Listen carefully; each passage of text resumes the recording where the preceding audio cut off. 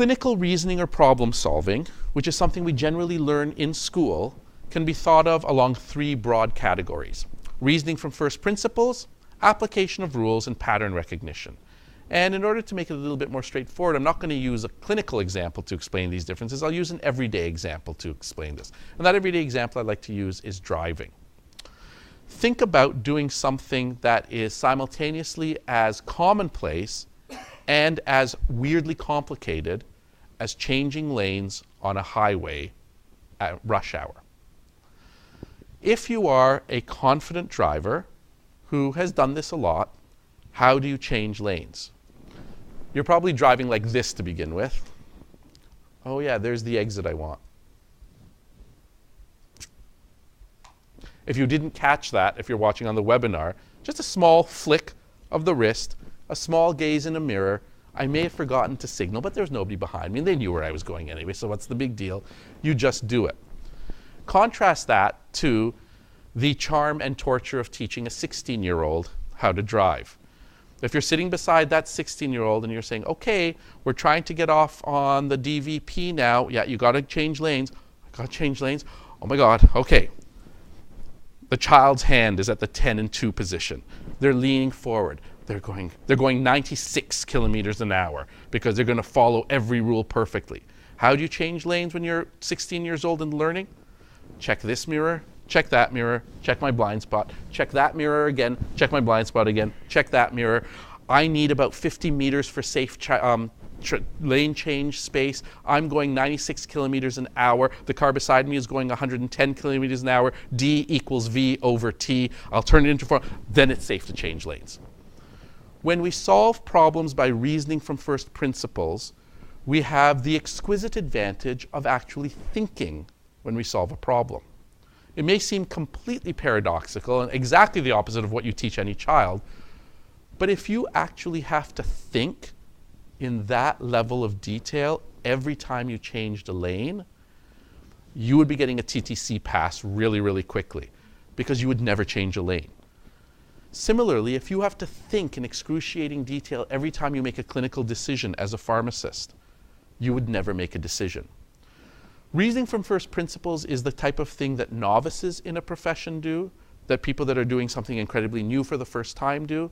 There are circumstances where it's really, really important. If you're dealing with something completely new and completely out of your comfort zone, this is a good thing to do.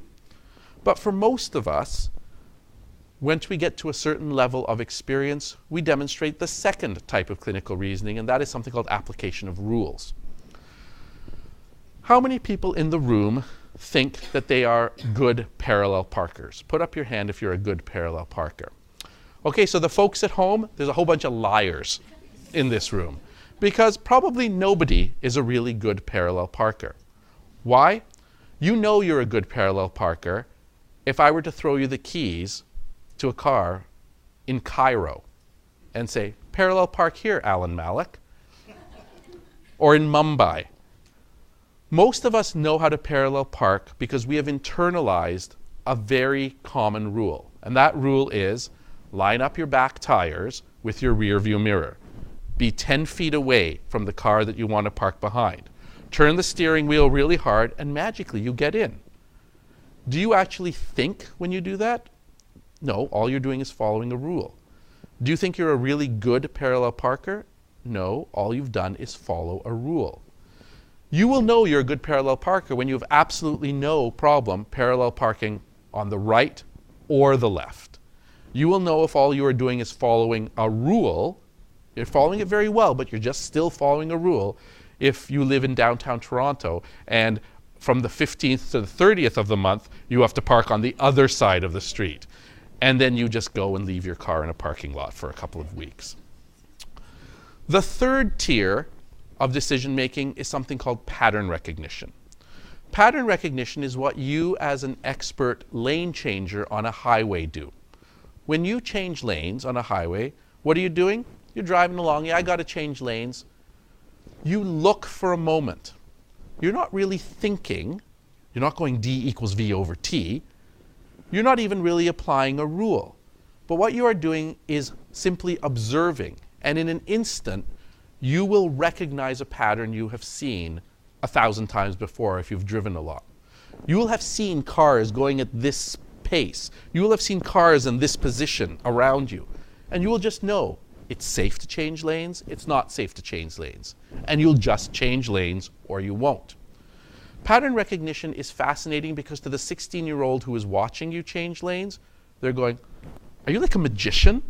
How do you know how to do this? Oh, I don't even know. I just know how to do it. It may be why, as we get more involved in direct patient care, some of us think our colleagues who are family physicians must be magicians. This kid walked in and they had this pattern of spots on their face and you knew it was impetigo? How did you know that? Why, are there tests you need to do? Isn't there an algorithm you need to follow?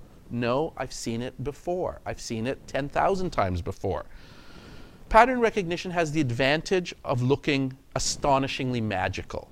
People think, wow, you must be the coolest human being ever. You must be really, really smart. Pattern recognition is built on a foundation of self-confidence, and it reinforces itself, because if everybody else is looking around and going, wow, you knew it was impetigo, you must be really smart. Yeah, I guess I am really smart. Pattern recognition also has the great advantage of being right 95% of the time. What's the problem with pattern recognition? It's only right 95% of the time. And if you were a group of family physicians, the person standing at this room would probably be encouraging you to slow down. Think more like pharmacists. Apply a rule once in a while. Reason from first principles once in a while. The point of all of this is, again, there is not a right way to make clinical decisions. But our education as pharmacists, so that's what starts in first year, is that we tend to end up, as a profession, focused on application of rules. You get rewarded in pharmacy education by applying rules. You get by interpreting guidelines correctly. You don't get rewarded, and you don't get opportunities generally in recognizing patterns. And if we are going to become more clinically involved, one of the things we may need to learn is not to abandon application of rules or reasoning from first principles, but to learn pattern recognition. The good news here is that you learn pattern recognition by learning patterns. You learn this kind of magical way of doing things by doing it. The more you see a kid with random spots on their face and that's impetigo, the more confident you are the next time knowing that's impetigo. With time and exposure, we start to move in that direction.